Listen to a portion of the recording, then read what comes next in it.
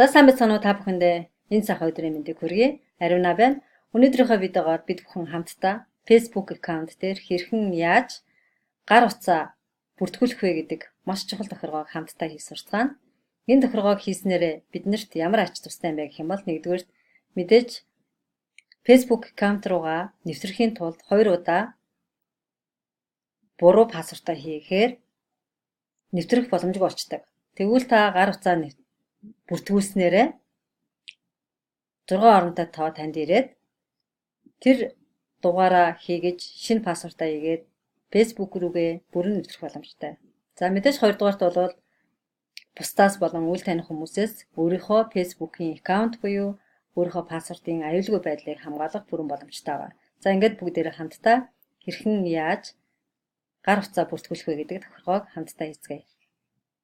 Мэдээж нэгдүгээрт та Facebook аккаунтаа нээсэн байх ёстой. За хоёрдугаарт нь энэ доош харсан сумаас settings гэж дараад тэгээд эндээс мобайл гэж сонголтыг хийдэг байгаа.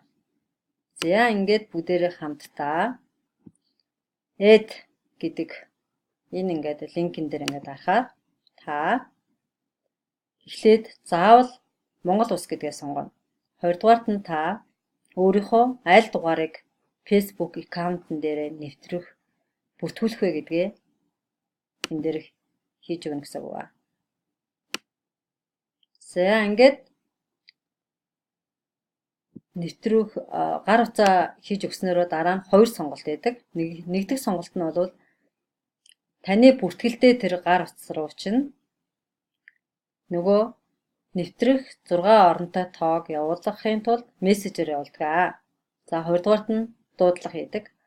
За дуудлага хийсэн тохиолдолд бидний одоо бас англиар нөгөө 6 оронтой тоогоо хэлэх учраас ойлгохгүй ч юм уу тийм асуудал гарч магадгүй. Тийм учраас эхнийх нь сонгоод мессежээр 6 оронтой нууц код авъя гэдгээ сонгоод continue гэдээ дарчна. Ингээ continue гэж дарснараа та Facebook аккаунт дээрээ өөрийнхөө гар утсыг бүртгүүлчлээ гэсэн үг. Энэ маш том тохиргоог хийснээрээ та өөрийн одоо Facebook аккаунтын Facebook пассвортынхаа аюулгүй байдлыг хамгаалж чадчихна гэсэн үг байгаа. Ингээд энэхүү одоо хэрэгтэй тохиргоо маань та бүхэнд таалагдсан бол лайк, шеэр, комент, subscribe дарахаа бити мартаарай. Анхаарал хандуулсан та бүхэндээ баярлалаа.